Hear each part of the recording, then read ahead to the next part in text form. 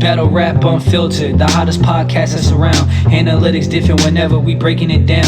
Who you had losing and who you think was taking around. A show for the culture, no other podcast making the sound. With expert opinions, we giving you the news you've been missing. Nobody does it like this, cause the talk is different. Welcome back. Battle Rap Unfiltered. I am not your host. I'm Mitz LP. Every time you say that, you throw me off.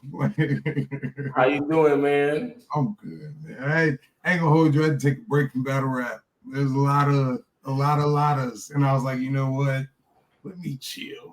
Let me kick back. So Man, it was all that easy and Geechee battle was. It didn't live up to the hype, but it was more drama involved instead of what actually happened in the battle. You know what? And I ain't even gonna hold it to just that battle.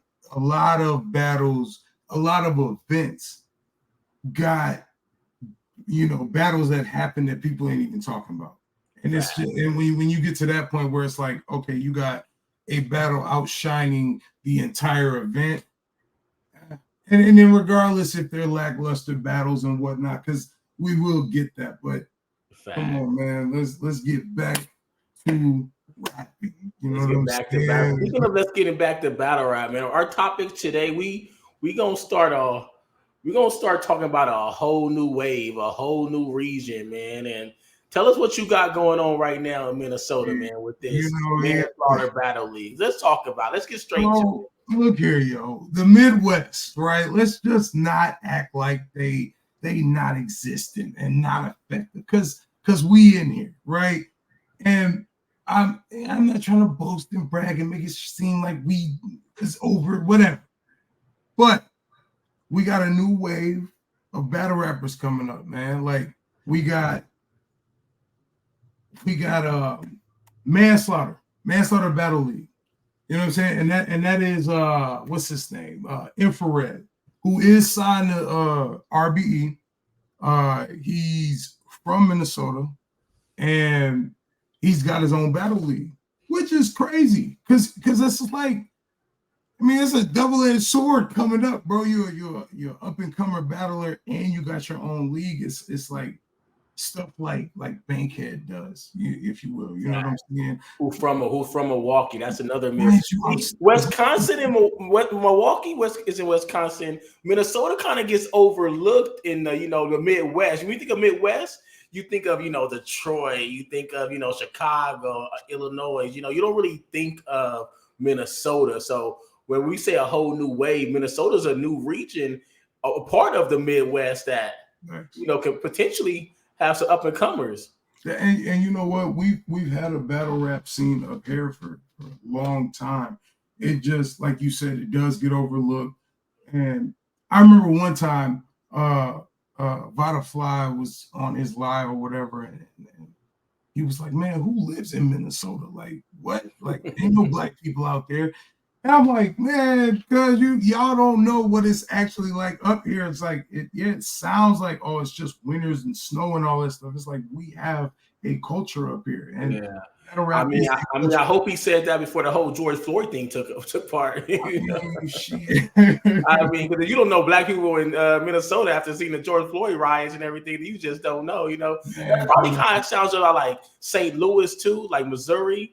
Like you probably didn't really know what was going on, but then the whole Oops Ferguson thing happened, and But you also have Verb, Hitman, St. Louis don't sound like there's a lot of black people there, Missouri, but Right. But speaking of Manslaughter Battle League and the new region, we got somebody you want to introduce, man. The start of this new wave. This new wave that we've been talking about is like, bro, we're talking about people that actually rap. You know what I'm saying? It's not like that candy filler rap or just the same sound you used to hearing. It's like we're not talking about the same regions you getting these battle rappers from for the last 10 years. It's like we talking about Minnesota, bro.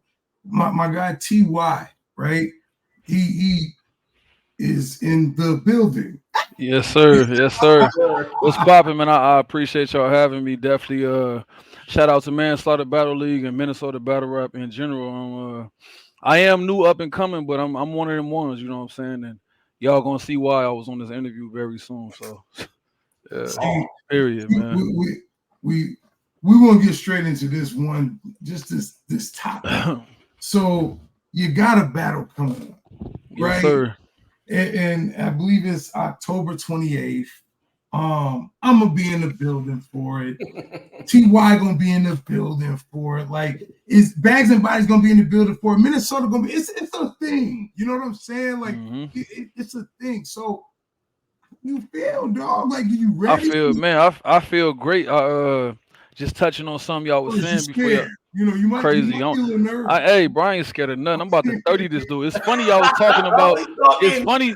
It's funny y'all was talking about Milwaukee, because dude from Milwaukee. So that we finna have a little, that's my next door neighbor, rival in a sense, and rivalry when it come down to sports. But I just think it's levels. So I know I'm new, but I know how to rap.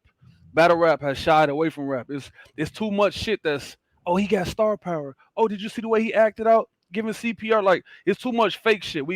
When do we start not judging battle rap for rap? I'm still one of them dudes who know how to rap. Talk. I'm still one of them dudes who can rap, and I'm not still. I'm gonna still be doing my animations. Just not. I'm not no K Shine or no crazy shit like that. That's just overboard. So you might as well be stripping, bro. Throw some money, throw some money up there, man.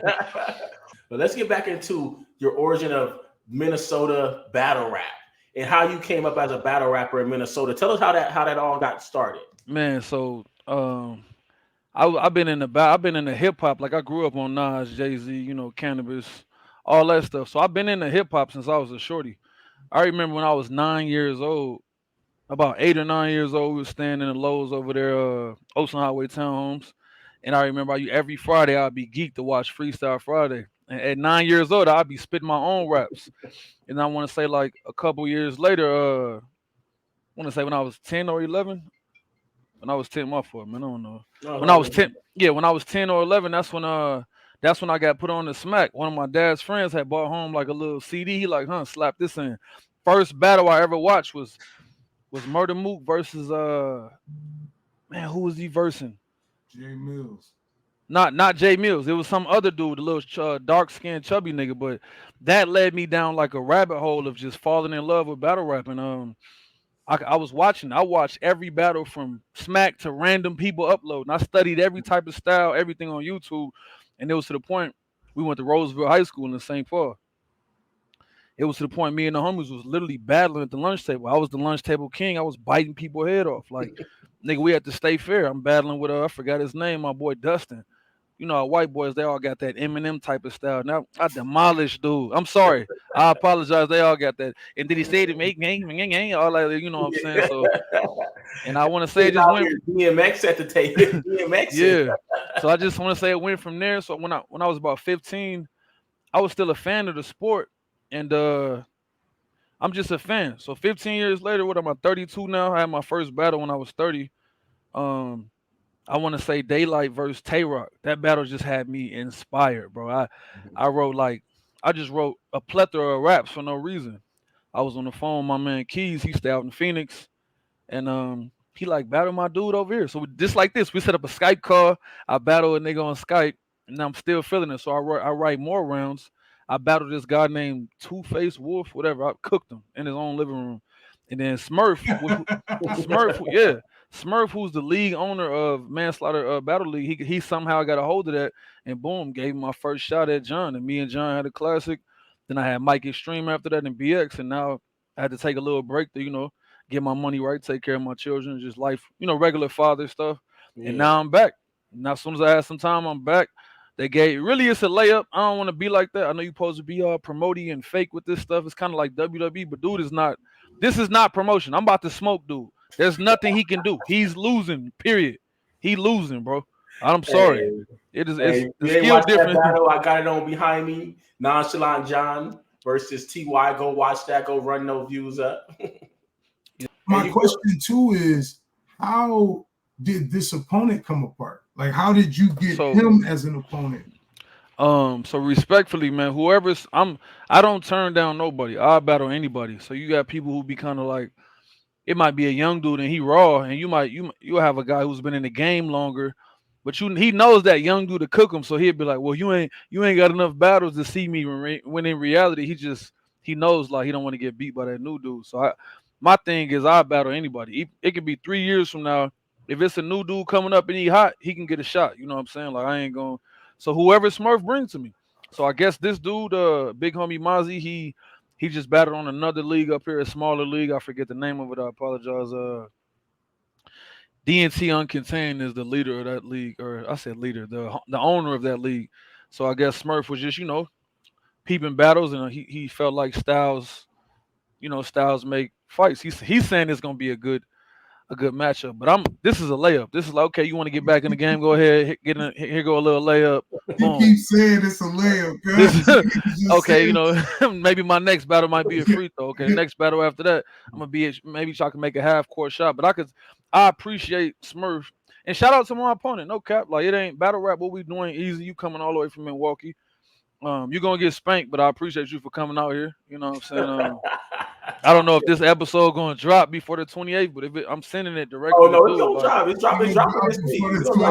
I'm putting it directly in my group, sending it directly to dude, and that's how I got back in. We got to drop this one. We got this got to get out. This might fuel him though. It might fuel him to write a little bit better. He might. Man, I hope what he got. He might what he got up, and he think he might write a whole nother round. I hope it does. That calls for replay value. Realistically, I don't want to just smoke him. That's cool, but you can't. I feel like when it's a one-sided fight, it really don't get that much replay value. So if he can make it a back and forth, that would be great. But if he coming and doing what he been doing for the last 3 years of battles, this ain't no exaggeration. This is on YouTube.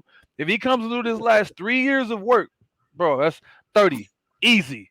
You're not getting past me with that stupid shit.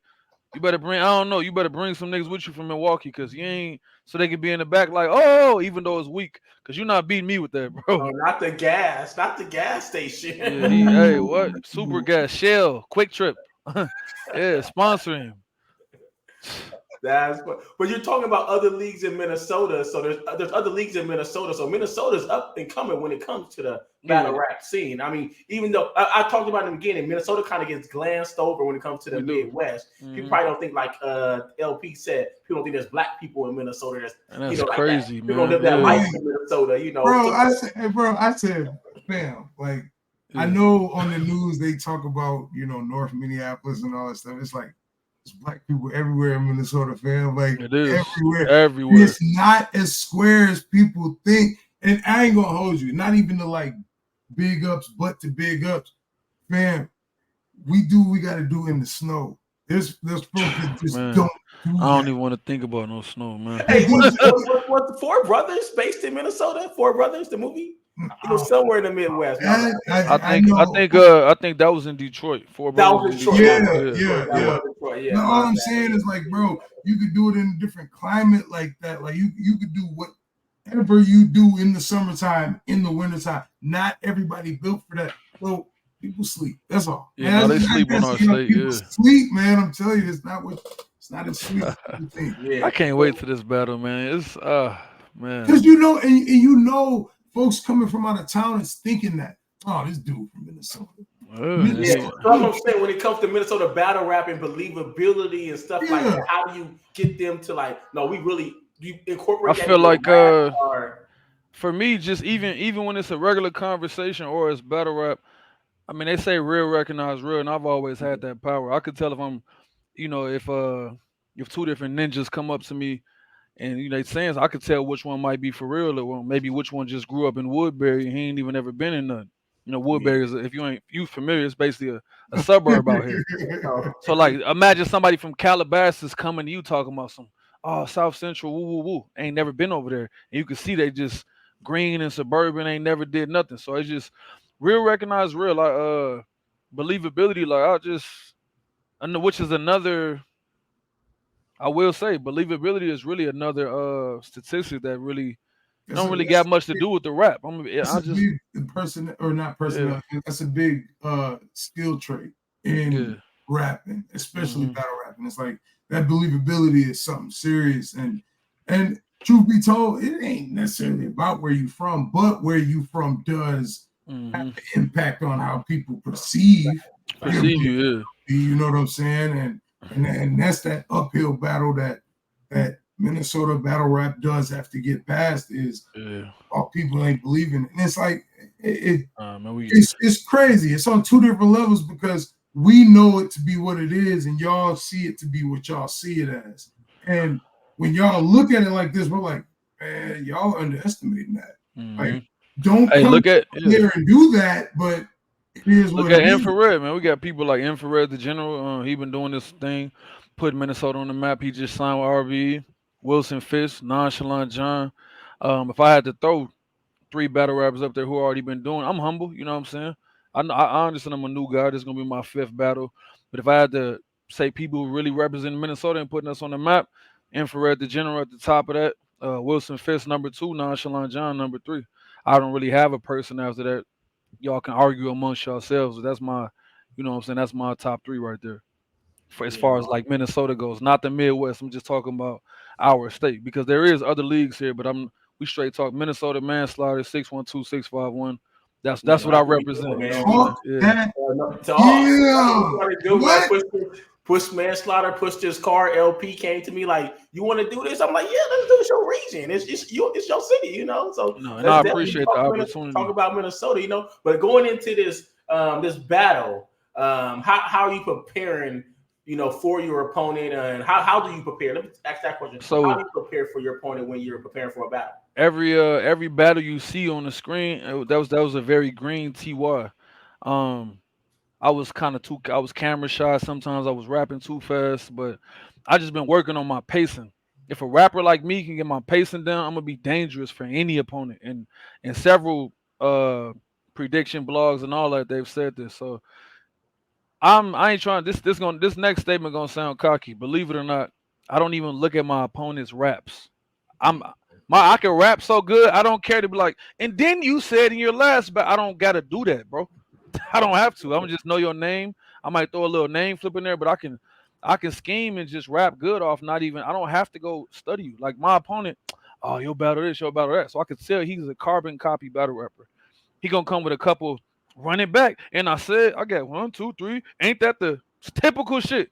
Then you told John this, typical shit, bro. So he's judging me off of these other. I'm like, he got a rude awakening. So if you judging me off that TY, oh man, it's gonna be a long night because I've really been working on myself, and it's not about him. I'm coming to show that I've gotten better as a battler. So anybody could be standing in front of me. Unfortunately, it's just a little, Milwaukee nigga who been battling for 3 or 4 years with just some very average light stuff.